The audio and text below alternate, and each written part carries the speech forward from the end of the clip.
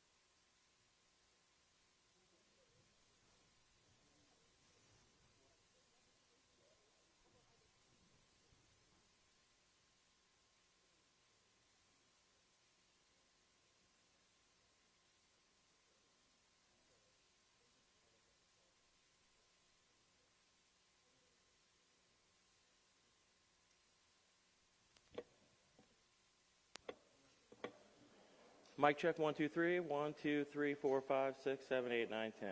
1, 2, 3, 4, 5, 6, 7, 8, 9, 10.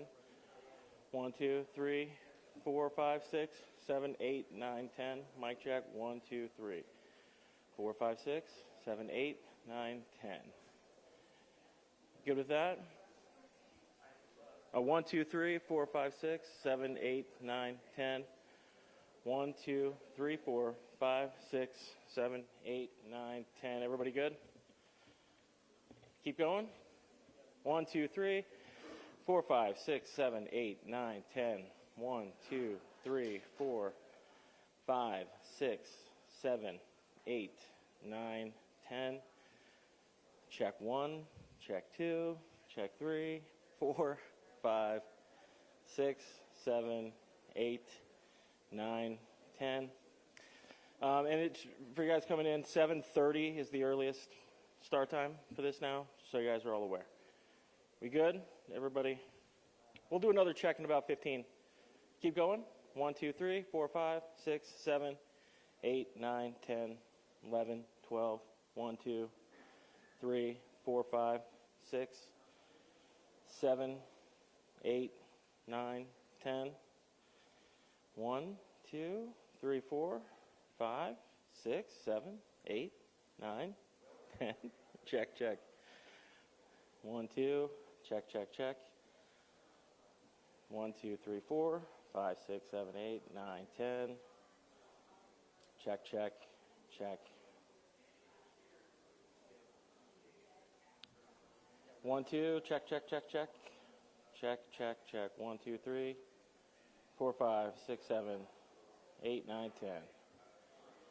Checking. 1, 2, 3, 4, 5, 6, 7.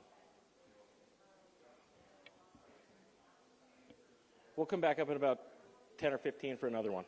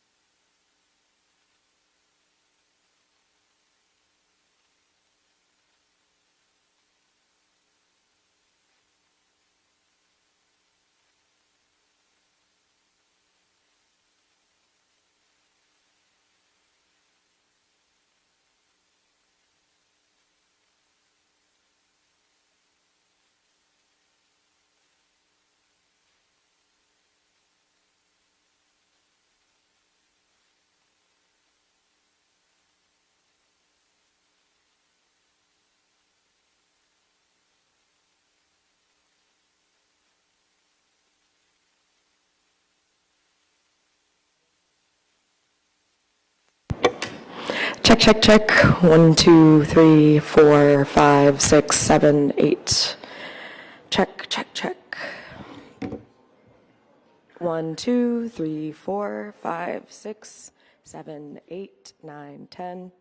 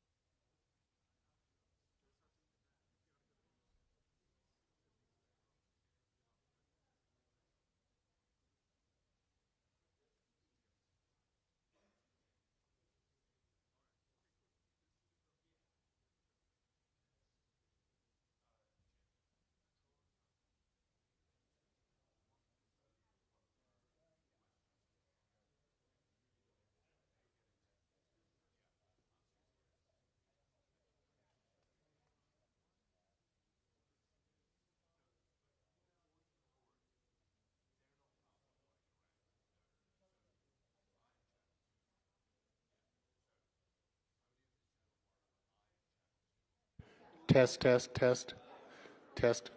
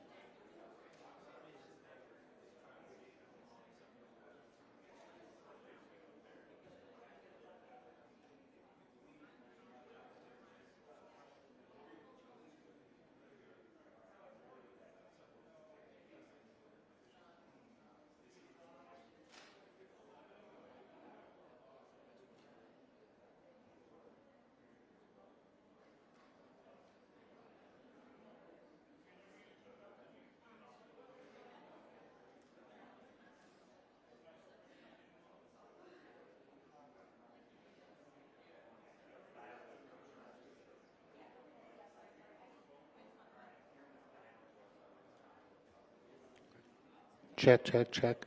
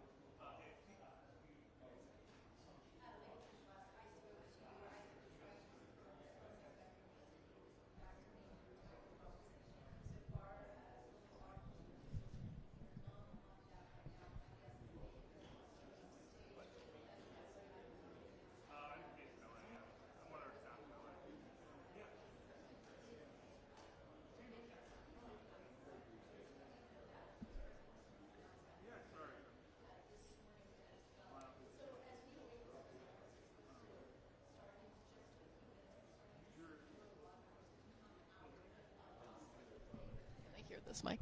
They should. Rashana, can you hear me? Yeah, they hear you.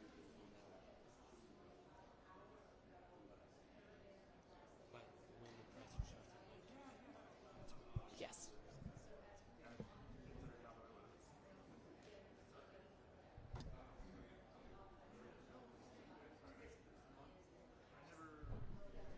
Guys, we can't do a mic check, so y'all just keep the mic live in my ear and I'll adjust as I hear.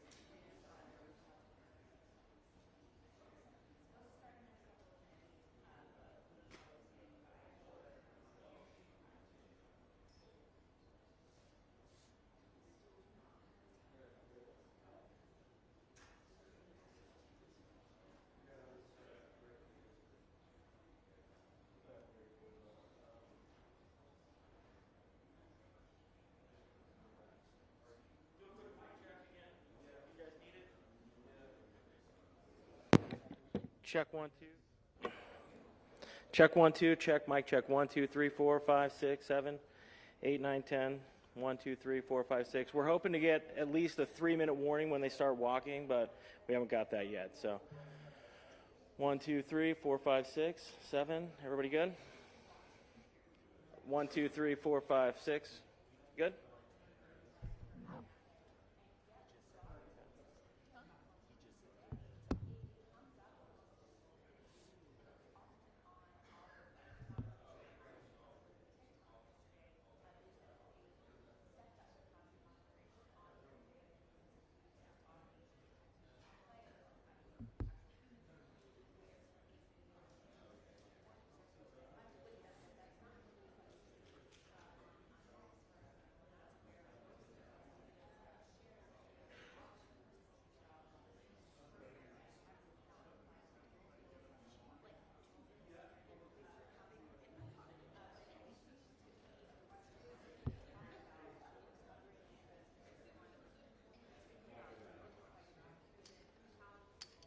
You're right.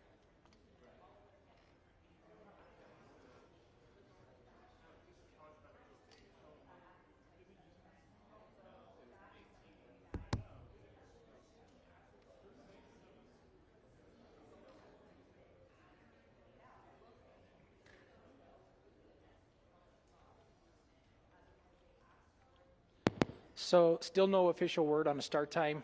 We will try to give at least a 5-minute warning on that, but we'll do our best on that. So.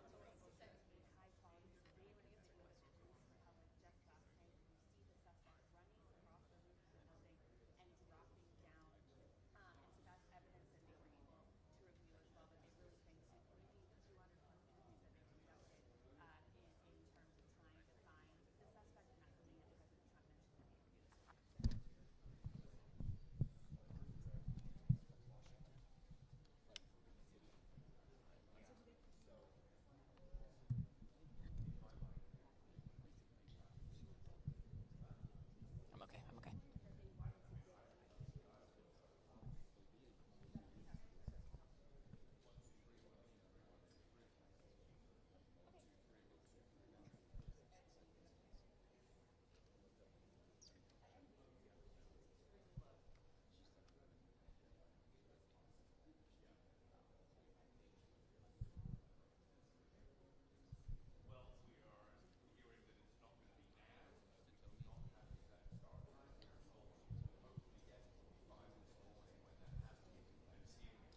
You got me. Okay. 1 2 1 2.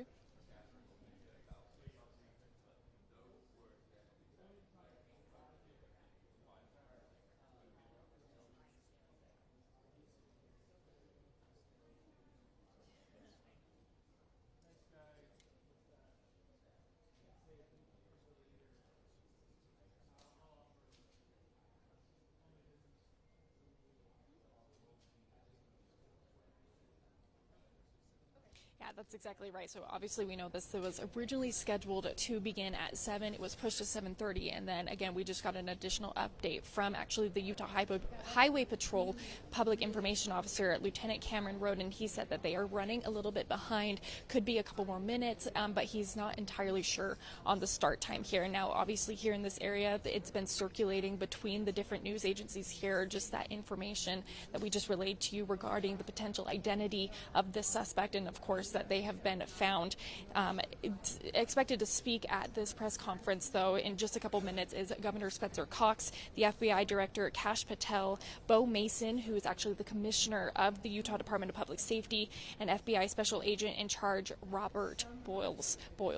And so, of course, we're just tracking the process here right now. Again, this has been delayed, but tension seems to be growing here a little bit. Everybody wants to have these answers. So, of course, as soon as we get that confirmed information, we'll be relaying it to you guys here on air and online at KUTV.com. We'll be bringing it to you live. But again, no official word on what time we're actually supposed to start here. Ron, Mary.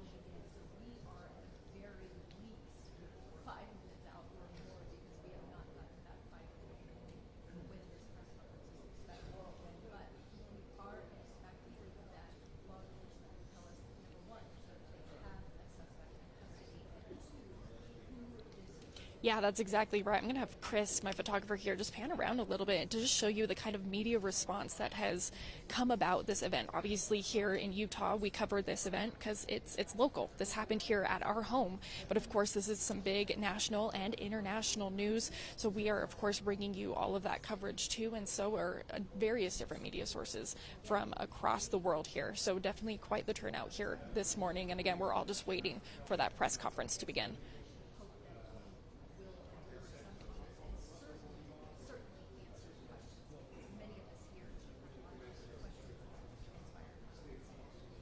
I have seen slightly, and it's been rumored around here in this area that St. George possibly may have been the area, or somewhere across the border near the edge of Utah, somewhere around St. George. That's kind of been what's been speculated right now. But again, no official word from authorities on where he was found or located, but it's supposedly somewhere potentially in southern Utah or across the border down south.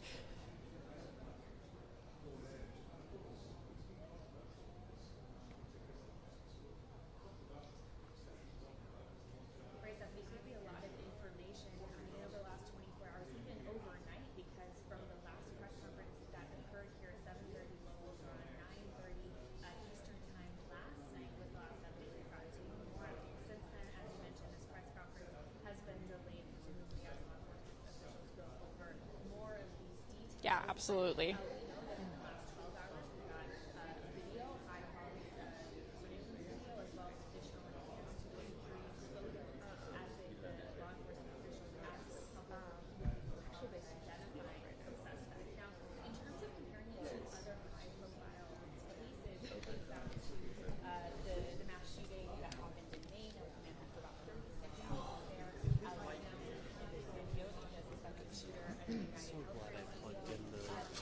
So glad I plugged in the live view. Oh, yeah.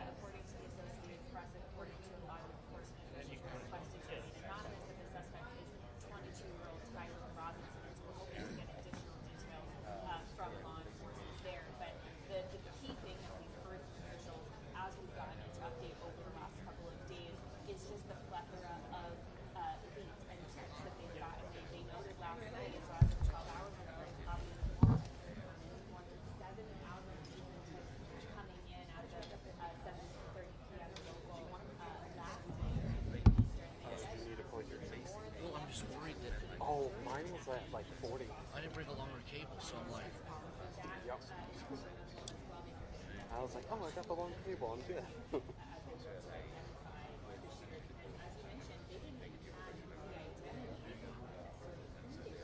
because my normal short cable went out. I would have brought another cable. I got two hands.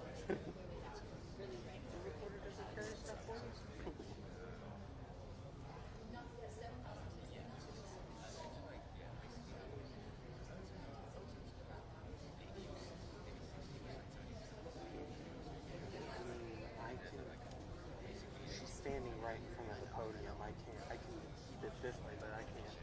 I mean, I know if we can start.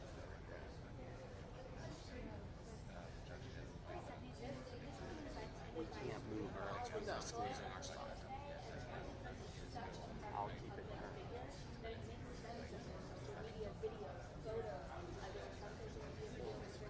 think one of our people strapped to the press conference starts and said, really?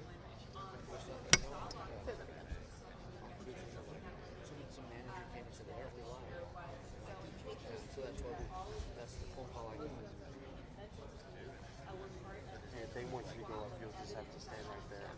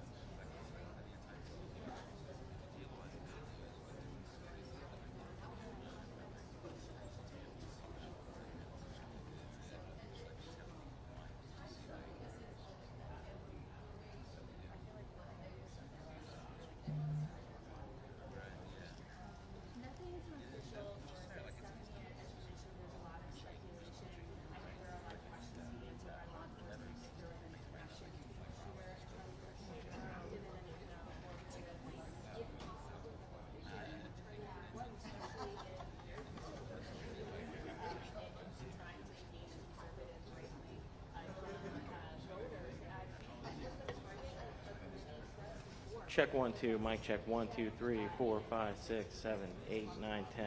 Mic 1 2 3 4 5 6 7 8 9 10. Check 1 2 1 2 3 4.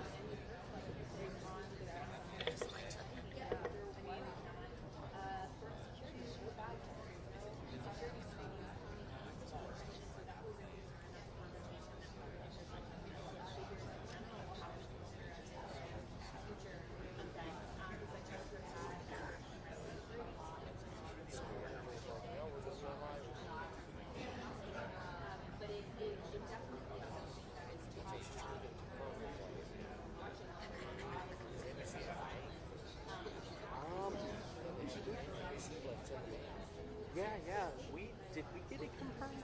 We haven't reported the name. What? We haven't reported the name yet. We have? Just so you know.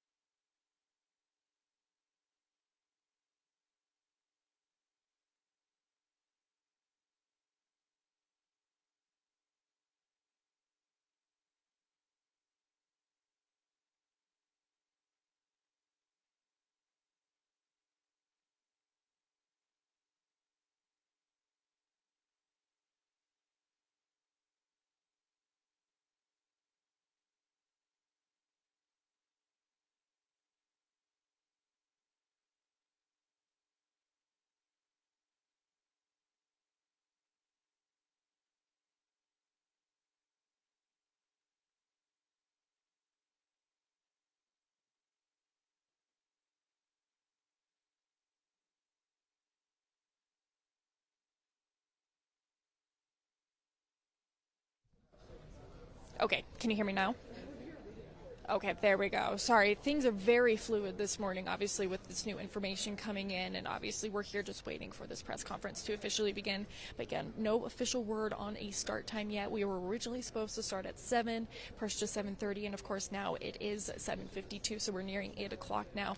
But again, we've had a lot of new information start being pushed out by the Associated Press about the apparent identity of the individual and the suspect here. So of course there's a lot of new information coming out, and I'm sure the officials who are going to be speaking with us, which include Governor Spencer Cox and the FBI, are going over this information here and making sure that they have all of that verified for us before they share it publicly. But very much a very fluid situation out here this morning, especially as we're waiting for that information. I do see several law enforcement officers here in the area as well. They're just sitting around at this point, so I think everybody is waiting right now for this press conference to begin.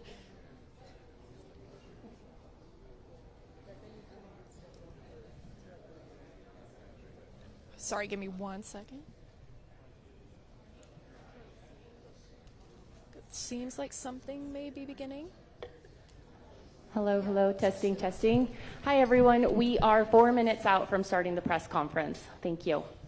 Okay, so you heard it right there. We are officially 4 minutes out from this press conference to begin. 4 minutes out. So that will be in just a little bit of time here, almost a half hour after they told us they were going to begin, but definitely hopefully getting that new information officially confirmed from, of course, as I mentioned before, again, Governor Spencer Cox, FBI Director Kash Patel, Bo Mason, who's the Commissioner of the Utah Department of Public Safety, and FBI Special Agent in Charge Robert Boyles. So again, hopefully getting that new information here soon, but again, starting in about 4 minutes now.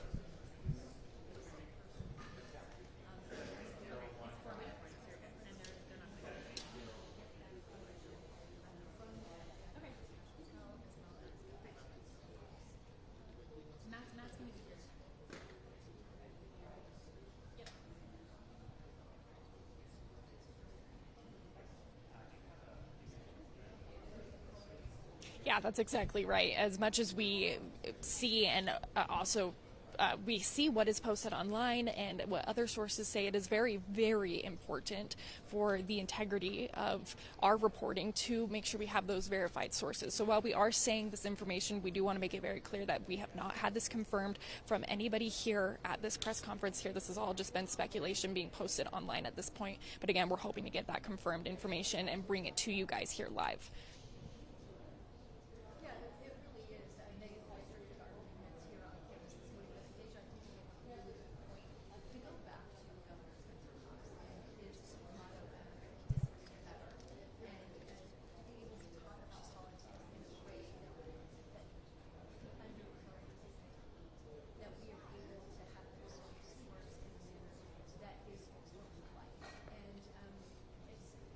Yeah, that could be exactly right. We have heard that he potentially was found somewhere in St. George or across the border, kind of in the southern part of the state here, or over down in Arizona, one of those further southern states there. So they very well could just be waiting to bring him up to Utah County here at this time. But again, we can't say for sure why there's been such a long delay. But of course, I mean, with this new information coming out, it's pretty clear that this is what they'll be talking about here. And so hopefully we'll get that information here in just a few short minutes. Again, they said about 2 minutes ago that it would start in 4 minutes, so probably about 2 minutes now until we're supposed to officially begin this press conference.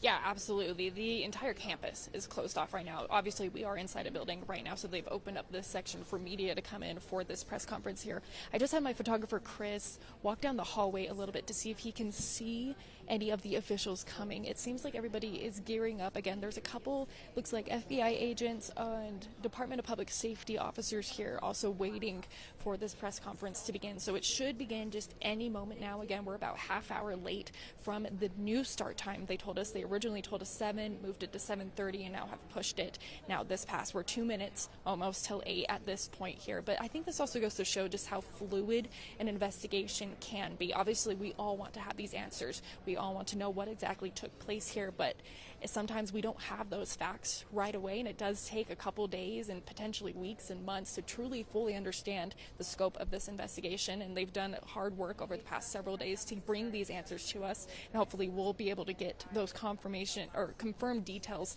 here shortly. Again, possibly the identity of the shooter, where he was found, where he's currently at, and what steps they're going to be taking moving forward.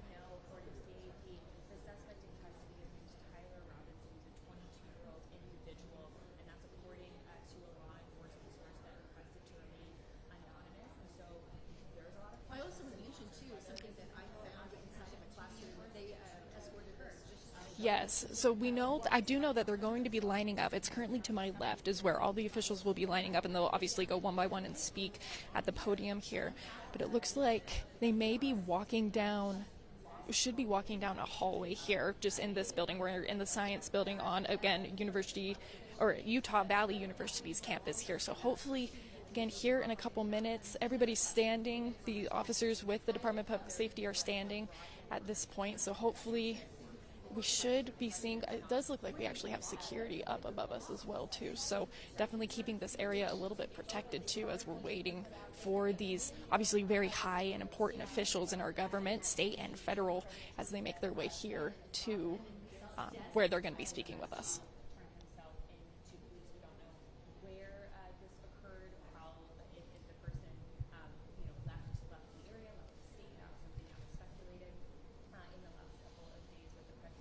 Yeah, this morning a lot more sections were taped off with crime scene tape compared to yesterday. There wasn't much crime scene tape over the entire campus. Obviously, we knew the areas we were not supposed to go, and obviously we didn't know where that crime scene was, so we weren't allowed over in that section. But arriving here this morning, there's a lot more crime tape set up, and we were actually over behind the quad area, or that court area where that shooting took place, and we could still see that that tent that Charlie Kirk was sitting under is still set up at this time. It looks like they're still processing that crime scene, or at least holding it there for the integrity of the investigation. Obviously, again, waiting. This is an intense investigation here that's going to take days, and if campus is closed until September 15th, of course, if that investigation needs to continue further on campus here, I doubt they would not hesitate to further extend the closure of campus just so they can do that.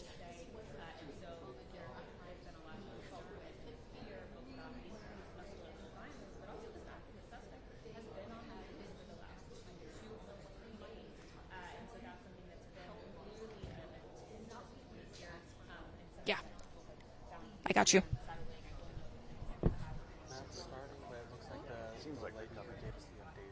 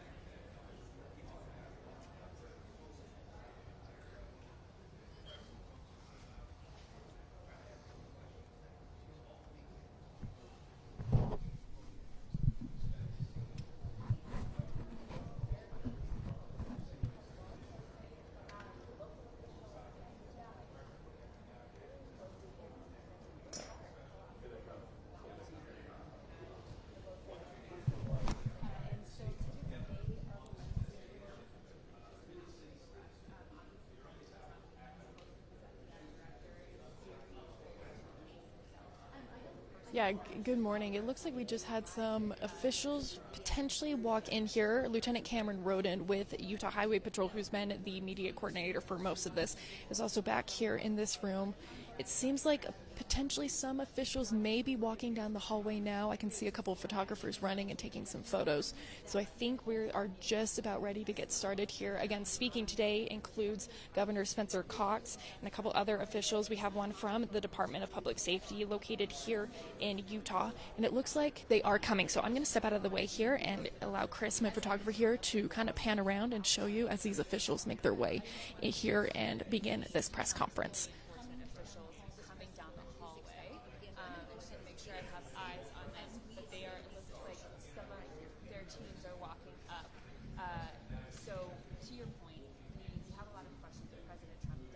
Yes, I can see a large group of people come here. I can't quite make out faces just because I'm currently sitting down and there's a lot of cameras and tripods and things like that in my way here, but it does look like we have someone coming up to the podium here. Oh, I can see Governor Spencer Cox as well here. So yes, we are just about to get started. Good morning, ladies and gentlemen. At today's press conference, we will hear from Governor Cox, FBI Director Kash Patel, and Sheriff Mike Smith. We also have with us Utah DPS Commissioner Bo Mason, Lieutenant Governor Deidre Henderson, FBI Special Agent in Charge Robert Bowles, and local and federal law enforcement partners.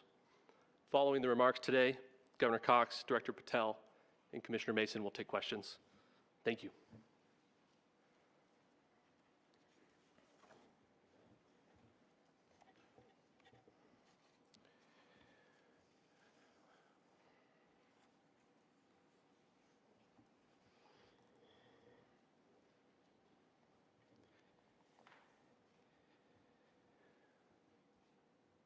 Good morning, ladies and gentlemen.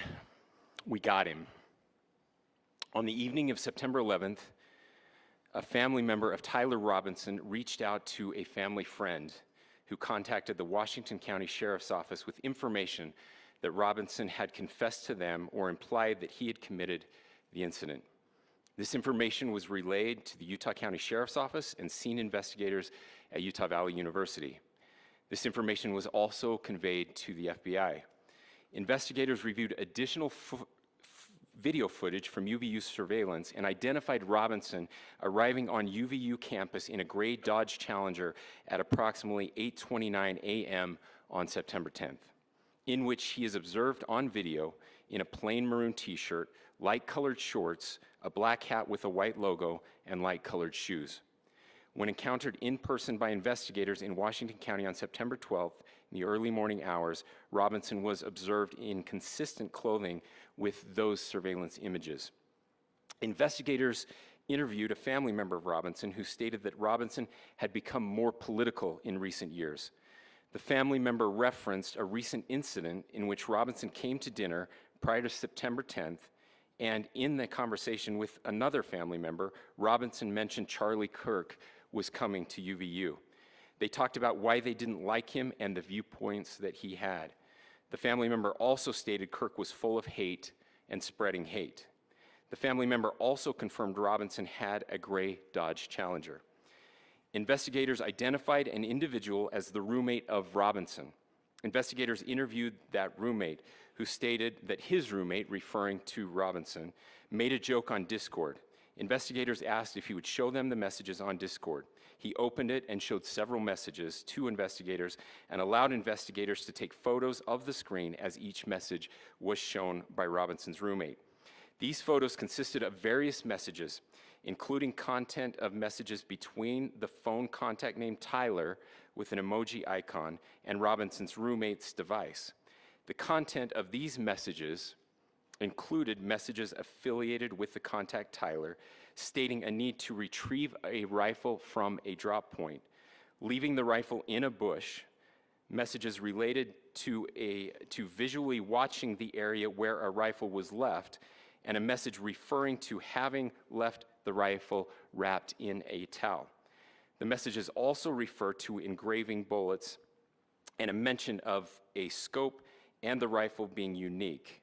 Messages from the contact, Tyler, also mentioned that he had changed outfits. I know there has been speculation as well as to the writing on those casings, those bullet casings, and I believe we have that as well. And I will share that with you now. So the area north of Campus Drive Road where the suspect crossed over, you saw some of that in the video that we released last night, consists of a grassy area with trees on the edge of the UVU campus. Investigators discovered a bolt-action rifle wrapped in a dark-colored towel. The rifle was determined to be a Mauser Model 98 30-06 caliber bolt-action rifle. The rifle had a scope mounted on top of it. Investigators noted inscriptions that had been engraved on casings found with the rifle. Inscriptions on a fired casing read, "Notices bulges, capital OWO, what's this, question mark." Inscriptions on the 3 unfired casings read, "Hey fascist, exclamation point, catch, exclamation point." Up arrow symbol, right arrow and symbol, and 3 down arrow symbols. A second unfired casing read, "Oh Bella Chow, Bella Chow, Bella Chow, Chow Chow." And a third unfired casing read, "If you read this, you are gay, LMAO." We are indebted to law enforcement across the state who has worked seamlessly together, local law enforcement, state law enforcement, and our federal partners with the Federal Bureau of Investigation. We're grateful for everyone who worked together in such a short amount of time to find this person and to bring justice. I want to thank the public who has been so engaged, reviewing videos, helping us with sending in tips, and helping us get to this point. I want to thank the family members of Tyler Robinson who did the right thing in this case and were able to bring him into to law enforcement as well.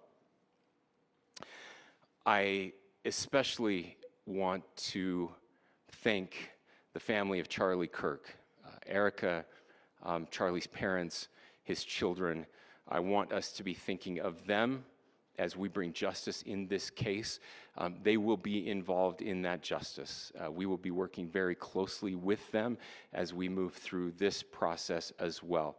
This is a very sad day for our country, a terrible day for the state of Utah, but I'm grateful that at this moment we have an opportunity to bring closure to this very dark chapter in our nation's history. With that, I will now turn the microphone over to the Director of the FBI, Kash Patel. Thank you, Governor. This is what happens when you let good cops be cops. The FBI and our partners are proud to stand here today together to bring justice to the family of Charlie Kirk and honor his memory. I want to express my deep gratitude to President Trump, the Vice President, and the entire White House who have been so incredibly supportive with both resources and just personally to the FBI as a team. They had our backs the entire way, and I just want to express my gratitude for giving us the resources we need to operate in this space to bring this sort of justice at this sort of speed. In 33 hours, we have made historic progress for Charlie. Governor Cox, our partnership has been absolutely incredible these last few days. Our partnership will endure. Your state and local partners, your sheriffs, your DPS community has been unbelievably impressive in the hardest of times. And a case like this cannot be solved, cannot be brought without partnering with your state and local authorities. The FBI has a certain role to play, and we will play that role, and we will lead out for the federal government. But Governor Cox, we are so grateful for your state partnership that led out on this investigation. A little bit of the timeline. Charlie was shot at 12:23 p.m. on Wednesday. The first FBI agents arrived on scene in 16 minutes with chiefs of police at 12:39 and secured the scene. The FBI immediately launched fixed-wing assets. We utilized these assets to transport personnel, specialty technicians, hostage rescue teams. We also utilize these assets to go back and forth from the East Coast and here in Utah to transport forensic evidence and other evidence that will be analyzed and is being analyzed at our FBI laboratories in Quantico and other laboratories, including the ATF. At my direction, the FBI released the first set of FBI photos of the suspect at 10 a.m. local time on 9/11. Then, shortly thereafter, the FBI reward of $100,000 was released at 10:45 a.m. local. Myself and Deputy Director Bongino arrived on the scene at approximately 5:30 p.m. on 9/11.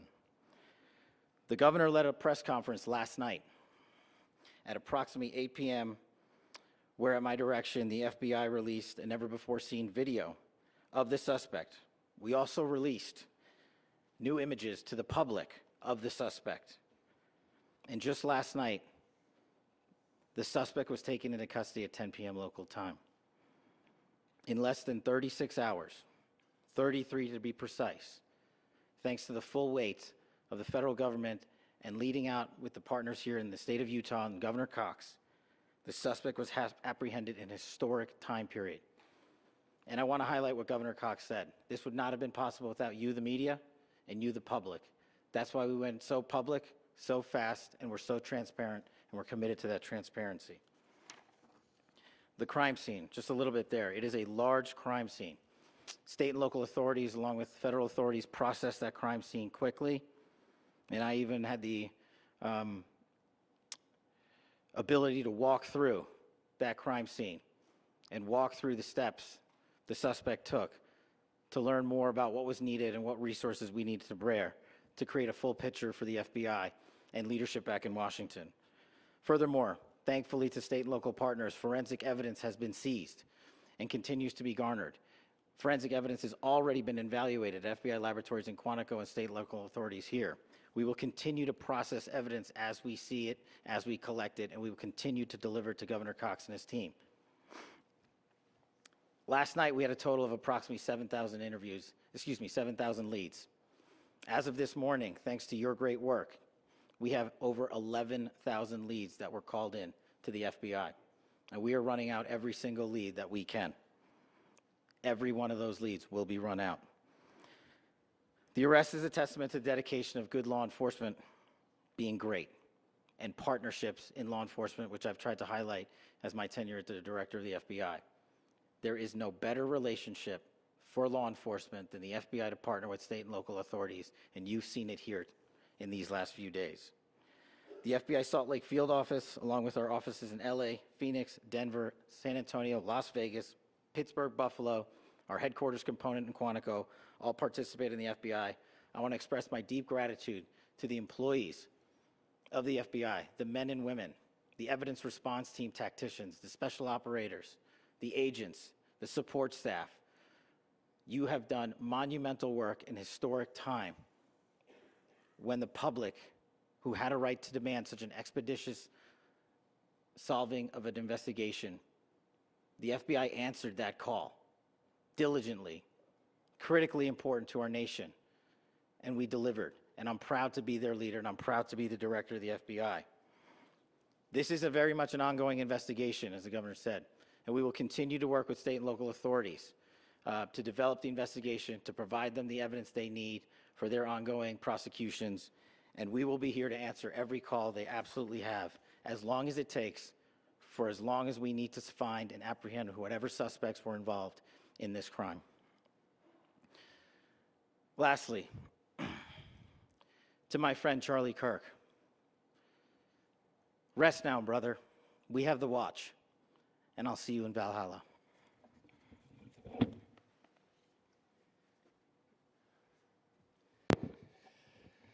Thank you, and good morning.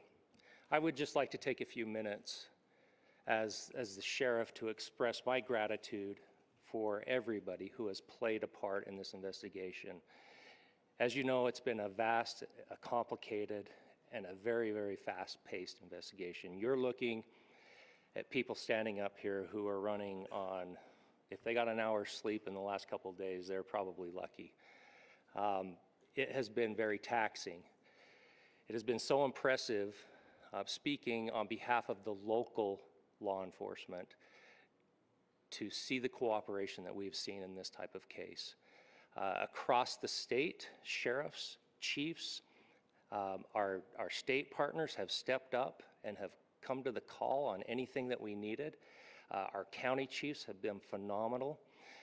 Our Utah County Attorney, Jeff Gray, who's standing up here with us, has been phenomenal in leading us through this investigation. I would like to thank the federal government for their resources, their assets. Our local team here, our FBI team, has been extraordinary in helping us work through this and bring this person to justice. Most of all, I would like to thank the public, and specifically, I would like to thank the public who turned to prayers and who turned to positiveness for us.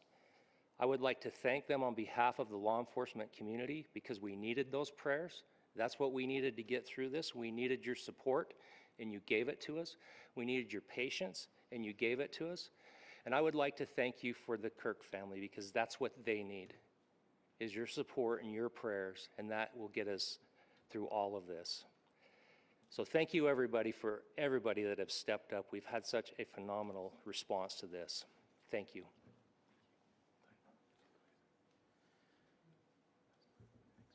I also want to give a special thanks to the Attorney General and the Department of Justice. Their unwavering support and their commitment to justice is shown true here. And without AG Bondi and Deputy Attorney General Todd Blanche and the resources they brought to bear, we would not have been able to complete our mission. And I just want to say special thanks. It's an honor to be a part of the Department of Justice. Thank you again to our incredible law enforcement team who has worked so hard. Sheriff, I got a solid 90 minutes last night, so I'm probably the most well-rested person up here. Ladies and gentlemen, I get the microphone, so I hope you'll permit me a moment just to share a few more thoughts about where we are and how we got here and maybe a little bit of where we go from here. I don't want to get too preachy, but I think it's important that we, with eyes wide open, understand what's happening in our country today. I've heard people say, well, why are we so invested in this? There's violence happening all across our country, and violence is tragic everywhere, and every life taken is a child of God who deserves our love and respect and dignity. This is certainly about the tragic death, political assassination of Charlie Kirk. But it is also much bigger than an attack on an individual. It is an attack on all of us. It is an attack on the American experiment. It is an attack on our ideals. This cuts to the very foundation of who we are, of who we have been, and who we could be in better times. Political violence is different than any other type of violence for lots of different reasons. One, because in the very act that Charlie championed of expression, that freedom of expression that is enshrined in our founding documents, in having his life taken in that very act makes it more difficult for people to feel like they can share their ideas, that they can speak freely. We will never be able to solve all the other problems, including the violence problems that people are worried about, if we can't have a clash of ideas safely and securely. Even, especially those ideas with which you disagree. That's why this matters so much. Over the last 48 hours, I have been as angry as I have ever been, as sad as I have ever been. And it was, as anger pushed me to the brink, it was actually Charlie's words that pulled me back. I'd like to share some of those. And specifically right now, if I could, I need to talk to the young people in our state, in my state. and all across the country. As President Trump reminded me, he said, you know who really loved Charlie? The youths. And he's right. Young people loved Charlie, and young people hated Charlie. And Charlie went into those places anyway. And these are the words that have helped me. Charlie said, when people stop talking, that's when you get violence. He said, the weak can never forgive. Forgiveness is the attribute of the strong. The only way out of the labyrinth of suffering is to forgive. Welcome without judgment, love without condition, forgive without limit. He said, always forgive your enemies. Nothing annoys them so much. A few months ago, I referenced this last night, Charlie posted to social media, when things are moving very fast and people are losing their minds, it's important to stay grounded. Turn off your phone, read scripture, spend time with friends, and remember, internet fury is not real life. It's going to be okay. He again said, when you stop having a human connection with someone you disagree with, it becomes a lot easier to commit violence. He said, what we as a culture have to get back to is being able to have a reasonable agreement,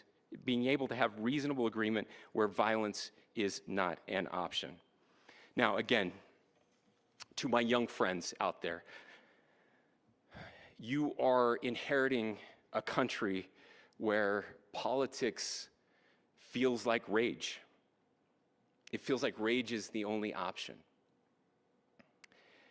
But through those words, we have a reminder that we can choose a different path. Your generation has an opportunity to build a culture that is very different than what we are suffering through right now. Not by pretending differences don't matter, but by embracing our differences and having those hard conversations. I think we need more moral clarity right now. I hear all the time that words are violence. Words are not violence. Violence is violence.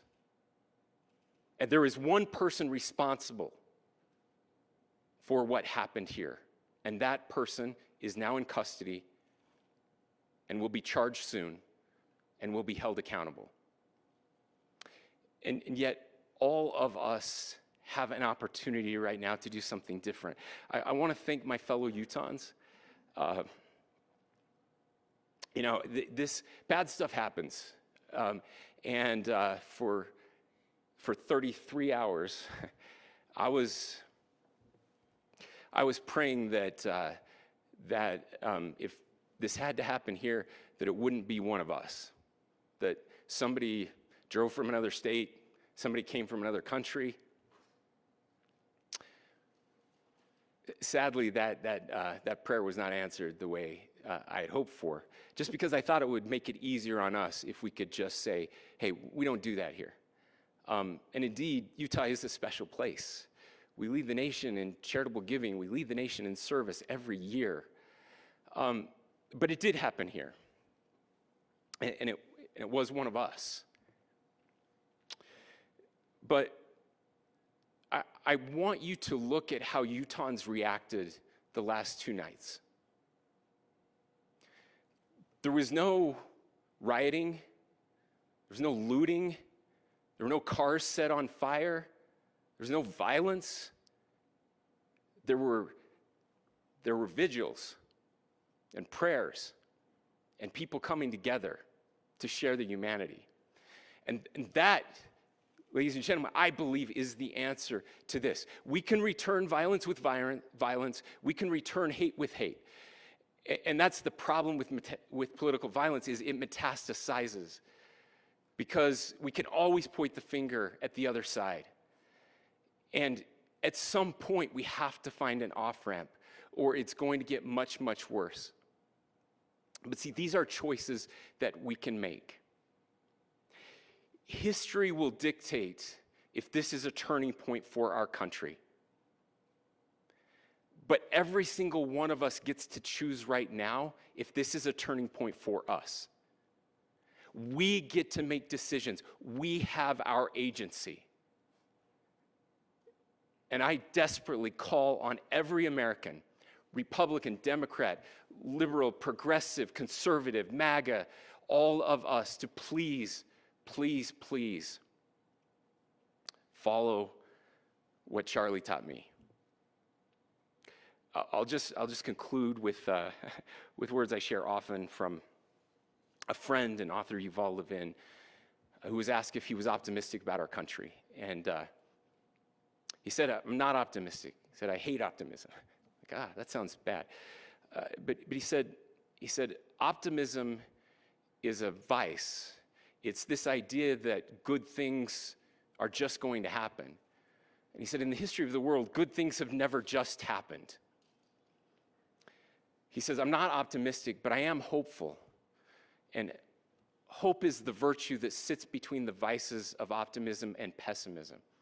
Hope is the idea that good things are going to happen because we can make them so. I still believe in our country, and I know Charlie Kirk believed in our country. I still believe that there is more good among us than evil. And I still believe that we can change the course of history. I'm hopeful because Americans can make it so. Ladies and gentlemen, we're happy to answer any questions you might have.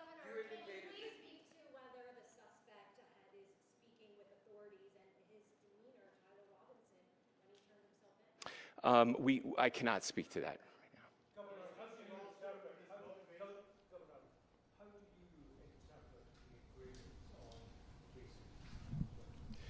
Well, I will leave that up to you to interpret what those engravings mean. I think the clearest one that says "catch fascist," there's not, and by the way, that's like catch like a ball, catch this.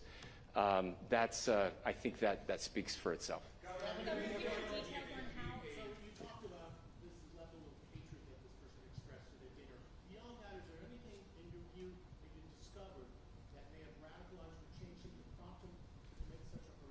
There's nothing more that we can share at this time. Governor.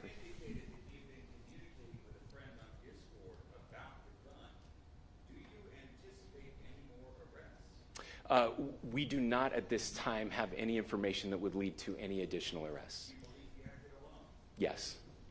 But Governor. The investigation is ongoing. Governor.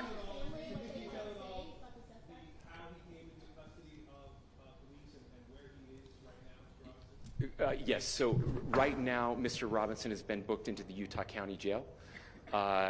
You heard the president this morning report that he was taken into custody, that his family and a friend helped to deliver him into custody of law enforcement in Washington County.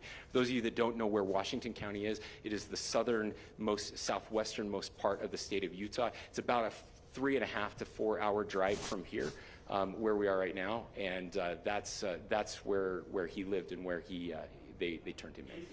Please, go here. I can't share any more than what I've already shared. Yeah.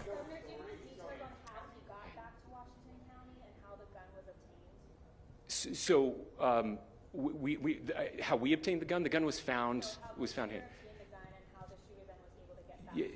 So I don't have much more details on that. We do know that he drove. We had his car here on campus, and then we had his car going south back to the St. George. It's actually the city of Washington in Washington County. I'm sorry? We don't have any information that would lead us to believe that. Yes, in fact, it was just released. Yes. I can't answer that right now. Yeah, thank you. Over here.